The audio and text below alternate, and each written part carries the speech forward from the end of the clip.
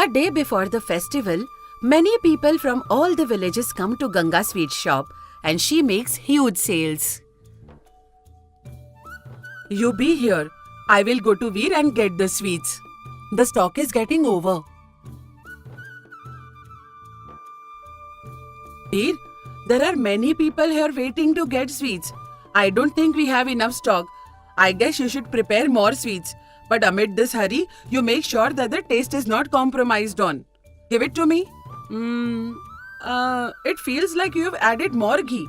Make it less. Don't be so specific, ma'am. You will see my best version of cooking from now. You will see my capability. Now stop talking and finish the leftover work soon.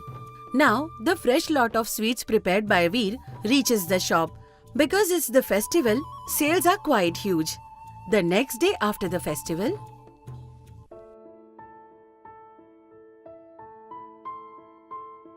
Doctor sir, I'm suffering from severe stomachache since last night. My stomach is upset and I had to run at least 4 times.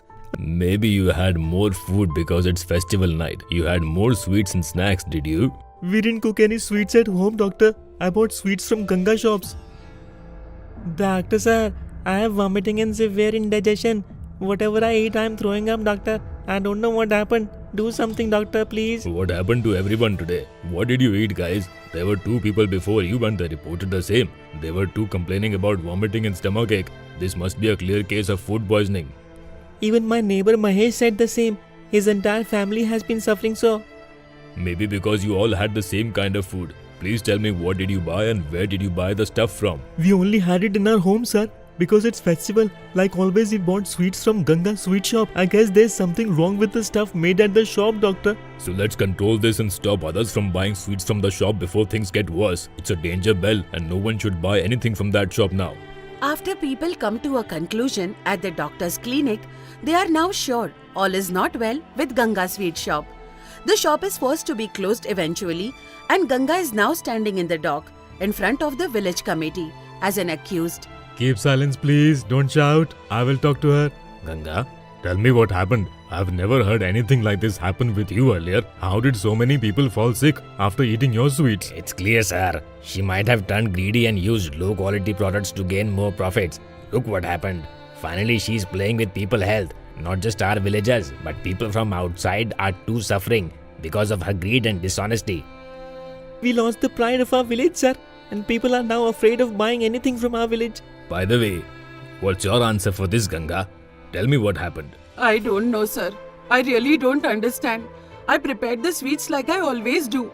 I'm really clueless and shocked to understand what exactly went wrong. You have seen my work all these days. I have been handling massive orders for marriages, functions and festivals. This was never a case. Why will I spoil the health of so many people, knowing that it will kill my business? If people around me are good, then I can be good, sir. I always think about repeated customers. I don't see them as one-time customers during a festival. I'm extremely troubled with what has happened, sir. Even we think the same. Because you have been enjoying considerable goodwill here, I couldn't say anything, or else you would have been arrested by now. You're the reason behind so many people falling sick. Tell me what I should do now. What can I say, sir? I did not do it intentionally. I am ready to serve any punishment you give me. So, we now take a decision. People are not ready to allow you to open your shop again. In any circumstance, you should not open your shop anymore. Ganga walks away in pain. She doesn't have much to say. Sir, you really took a fantastic decision. But rather than completely closing, it can be handed over to this boy, Veer, whose livelihood depends on the store. Of course, he too shall be punished if this repeats. I pray that allow him to run the shop himself. Oh yes, my lord. I will run the shop. Give me one chance. I used to prepare the sweets at Ganga shops. She forced me to make use of low-quality ghee. Because it's festival, I will make sure not to make any such mistakes from now. Sir, please hand over the shop to me, sir. Okay, it's unfair to punish you for what Ganga did, so you can run the Ganga shop. But if you repeat the mistake, you will end up being in jail. So be careful. Thank you so much, sir. I will always be indebted to you. So evil Yogendra destroys Ganga's future with the help of Veer. and makes Veer the owner of the sweet store. Did you see that, Rani? We have brought Ganga back to where she started, on the streets to bite the dust. Now she doesn't have an option but to report back as your servant and lick your feet, seeking your kindness. She can't obviously join anyone else as a servant. For what she has done, I'm sure no one will employ her at all. Yes, uncle. I'm very happy that my slave Ganga is finished and her shop is now handed over to her servant. She was flying in joy, proudly screaming, "Ganga's shop!" Now we took her shop away from her. Now she will get to know where she belongs to. I'm so happy. Okay, dear. My job is done, so I will take a leave. Just make a call through Veer if you need any help. Then, after a few days, Rani tells her chef Durga, Take this. Here is your salary, Durga. "You're paying me very less. If this continues, it will be difficult for me to run the house." I have already told you, right when you took 5,000 rupees as a debt for your daughter's marriage. So I will cut some amount from your salary. Yes, I agreed to it, but you have recovered more than half of my salary. How is this possible, madam? I thought of asking you some more money for my daughter. Please don't do this to me, madam. I will be in trouble. You are so sweet and polite while seeking money. But while returning the money, you will have so many reasons. You are talking so rude. You servants are all the same. You call me madam and act obedient, but trouble me with your tantrums. Madam, give me at least 500 more, or else it will be tough for me to run the house, madam. Okay, take it, but make sure that you clear all the amount with interest within 3 months from now. While on the other side, Ganga is talking to her husband. She says, "I really don't understand what happened. We took the blame for something we have not done. Not just me, but you are also jobless because of this. What do we do now?" Yes, I can't lift my head in the village. Even in my dreams, I never thought we will stand in shame and guilt in front of everyone. Veer, who took our shop, is now doing the business peacefully. I somehow suspect his honesty. I think someone is behind whatever has happened. Yes, I would always be there while making sweets. Because it was festival on that day, I gave all the responsibility to Veer to prepare the sweets. Maybe he must have done something. But why would he do something like that to us? Do you think he could have some bad intentions to hurt our reputation? I don't know, Ganga. It's so confusing. We can't blame anyone. We should be calm with insult on our head. While this is happening, Shyam comes home. He calls Rani and tells her, My brother and sister-in-law must be feeling really bad. They helped you when you were sad, right? We should also help them, Rani. Don't you think? Can you please stop? We should treat people as they are. It took me so much time to get them down after they got on my head. I can't keep them on my head again. Alright? I thought you were changed, but that's my fault. You won't listen to anyone. You left all your assets to your uncle, and you are doing this for the sake of a small sweet shop. Do whatever you want. Don't talk ill about my uncle. He will do anything for me. After my father, he is taking care of me like my father. Because there is no one, my uncle is staying there. But it is still my house, and no one can stop me from going there. I don't know. I just had that doubt why our uncle is showering so much love on you after your father's death. He was never like this before. It's your money and your wish. Rani madam, What? I was thinking I will drop my daughter at her in-laws' house. For that, I will need a leave tomorrow. I will go and come back tomorrow evening. How can I give you so many leaves whenever you need? Why do I need you if I can look after my works? I will cut some amount from your pay because you are taking leave. You can take a leave. What will I do, madam? It's necessary for me to be there. Okay. Rani hurts Durga so much, and later that day, when Rani was not at her shop, Veer comes to Rani's shop. What happened, Durga? Rani madam keeps shouting at you every moment. What happened? How can you work here always getting insulted? I feel bad for you. In a way, I owe you my success. What would you want me to do, Veer? Take over her shop just like how you took over this shop? How is that possible? Yes. If you do as I say, you can be the owner. From that moment, Durga is changed a lot. She behaves differently. Durga, we don't have any groceries. Go to Surya's shop and give my name. He will give you groceries. Why will I go? What do you think of me? My job hours are done. I am not your slave to be always available for you. Even I have my family and obligations to take care of. Did you get that? What? You are talking so rude. How dare you? Is your mind stable? You are doing all this work for free of cost? Listen, I pay you and you have to obey my orders.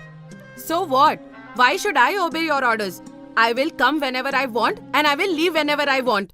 I am also a human. I am not as good as your sister Ganga. What is wrong with you? You're talking like a mad woman. And why are you referring to Ganga? Veer told me about everything in detail. About your schemes and about your uncle also. I don't respect you anymore. A cheap person like you does not command any respect. So don't ask for it now. What scheme? And what did he tell you about my uncle? What are you talking? Yes, he told me everything about what you and your uncle plotted on the day of Diwali. Why are you arguing with me? I will call Veer and he will talk to you. He will only tell you all the truth. Durga goes and brings Veer to Rani's shop. Veer, what is Durga talking about? Tell me what happened on Diwali. Yes, madam. I told everything that happened. I just told what you people did. And why do you still want to be in this business, madam? You had grudge against Ganga. It's settled and done. What will you be doing here, madam? Leave this shop to Durga. Go home and take good rest, madam. Why should I give my shop to Durga? I will call my uncle if you continue this nonsense. Oh, really? Please call him. Then I will call the police and get you guys arrested for sure. It will give me more peace. Okay, I'll tell everything to my uncle now. You wait and watch. Rani goes to her uncle Yogendra with terrible anger. While she reaches there, Yogendra is talking to his son. Dad, why did you call me here while I was busy in the city? It's been a month since you promised me this house. How many more days should I wait? You should have some patience, my son. With patience, I was able to get control over my brother's properties. Now with this house, we are getting 100 acres of land as a bonus. So this is the reason why you have been waiting for uncle's death? Why will I wait for his death? I gave him poison and poor fellow was dead. I asked him politely to transfer his properties to me. He refused and had to face this and he died. And about Rani, she's a fool. She forgot about everything and is only worried about that stupid, worthless sweet shop. She considers me to be her father like. So uncle did not die of heart attack. You gave him poison and killed him. I will give you the mic. Please say this to the village. Stupid. Be calm and wait for a month. Everything will fall in place. Rani is shocked as she overhears this conversation. Goes to her in-laws' house. She explains them everything about what happened to her family members. Is this true, dear? Your uncle is a culprit behind all this. I had this doubt for a long time. He was never concerned about you, but made sure to take care of you after your father died. My doubt was absolutely right. Veer and your uncle might have been the reason for our loss. That's exactly what I thought. Now what should we do? Think of something. What can we do? Let's go to the police and get this solved. Our area SI is a very good friend of mine. We will lodge a complaint. He will take care of the rest. He killed a great man. We should not spare him. He killed his own brother for money. Hope he doesn't go back to do something wrong to Rani.